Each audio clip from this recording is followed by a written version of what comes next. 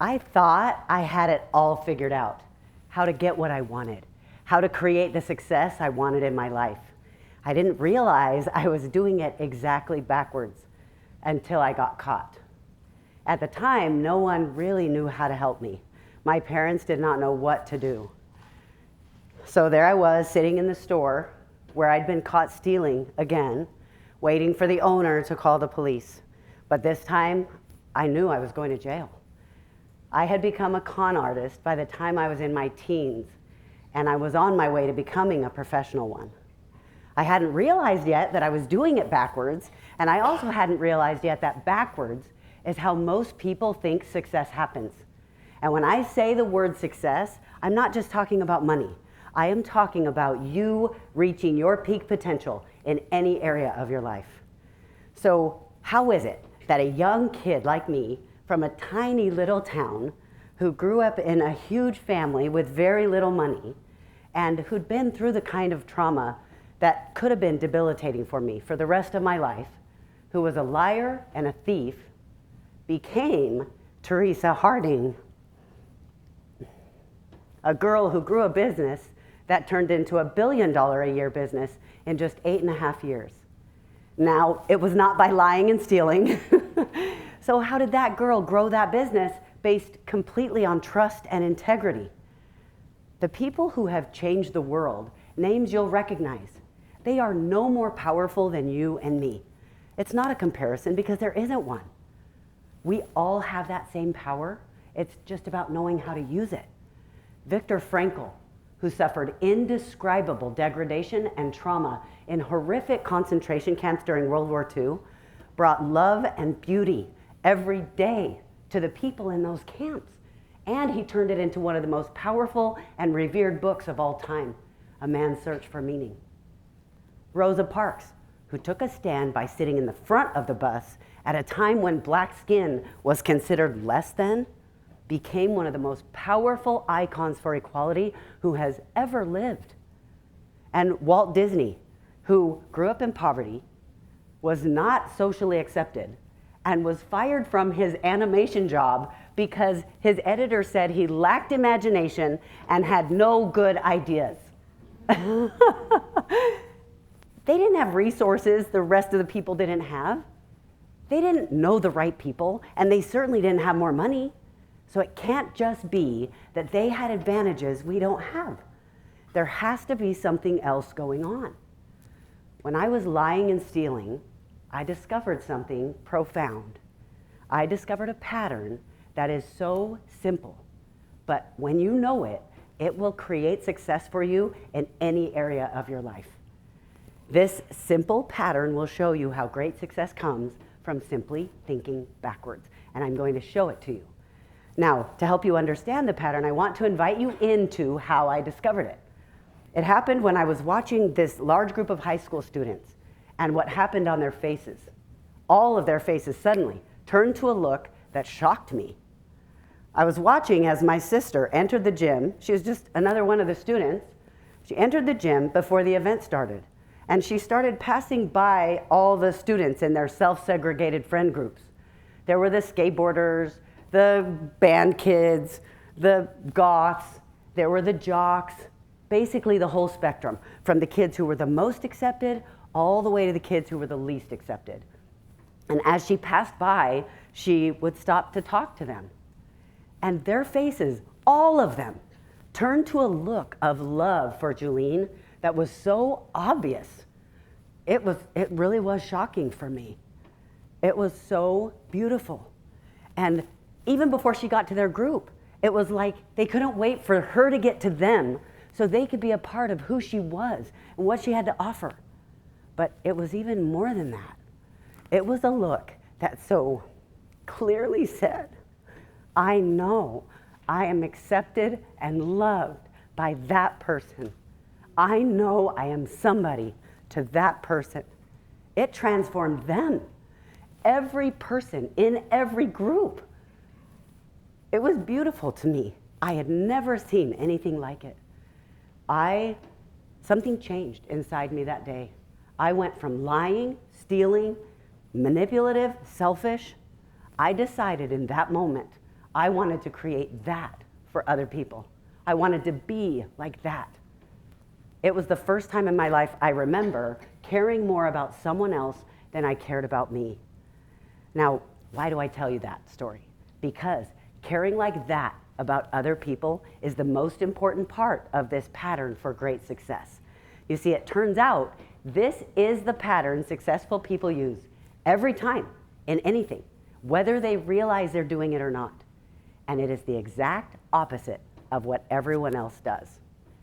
I had a hard time putting it into words until my friend, Myron Golden, gave me a foundational explanation that helped me explain how this works. Everyone else thinks first about what they want. Sometimes we call this the goal. Then they do the things they think will get them what they want. Then they think they will become this changed person who will be healthier, wealthier, better in relationships. And then they'll get the result they desire. But there's a big problem with this. In fact, the biggest problem is that this looks like it makes sense. It looks like it should work, but it doesn't. And there's a second problem. It's that most people get these two steps mixed up. They think the want and the result are the same thing, and they're not. It's a tiny difference, but it makes all the difference.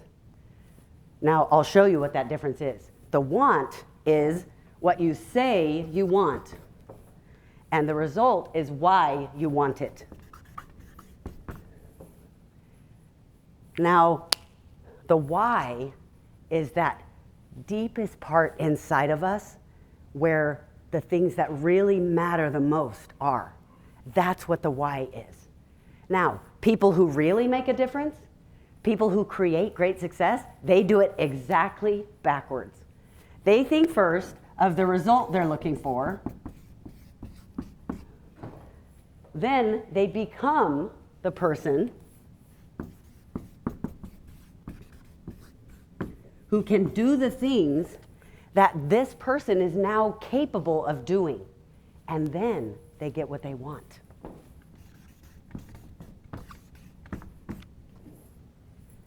When you focus first on the result, you are caring most about the why. And this is a mission.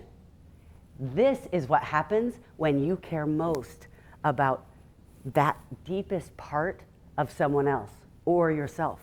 When you do this, you become something different. It changes who you are, and that changes what you do.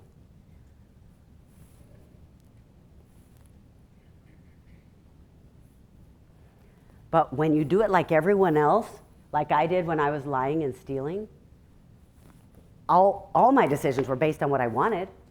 That's all I cared about. I wanted money, I wanted things, so what did I do? I skimmed money off the cash register at my job and a lot of other things.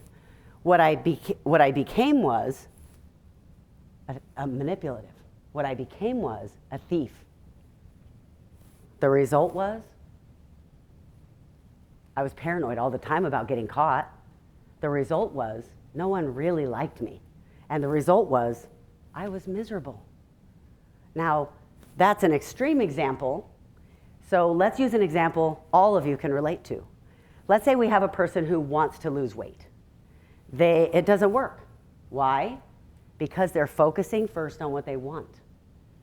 They say they want to lose weight, but that's not the result they're looking for.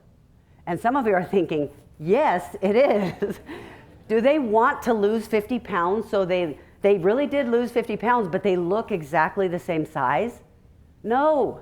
The result, the why, is they want to look thinner. They want to be healthier. They want to be able to do the activities they love. They want to be able to play with their kids, play with their grandkids. When their focus is on what they want, here's what happens when they want a second helping. They've already trained their brain that what they want is the most important thing. And right now, what they want is a second helping. All of a sudden, what happens is your want becomes stronger than your desire to do or to become. Your want is even stronger than the result. your why, because that's where your focus is. Viktor Frankl, Rosa Parks, and Walt Disney, they did this. Walt Disney built a massive business because he focused first on the result. He wanted to create something beautiful for people that would help them. He didn't become this leader overnight.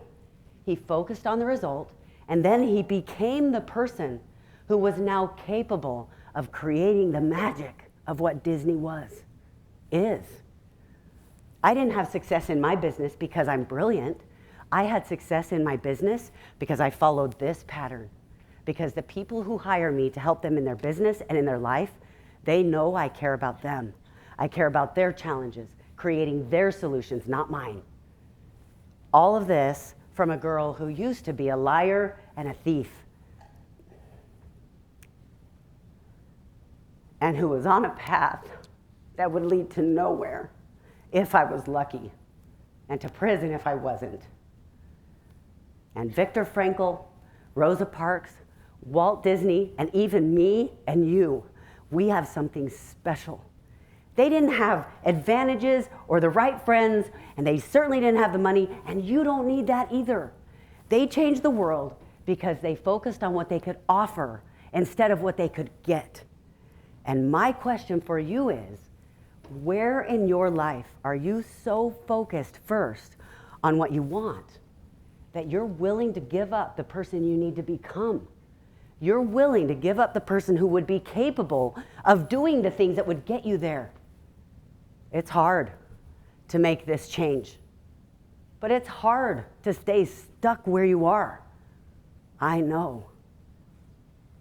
Today, you get to choose which hard. What would happen if you started making decisions today based on the person you want to be tomorrow? You will be limitless. Take the risk.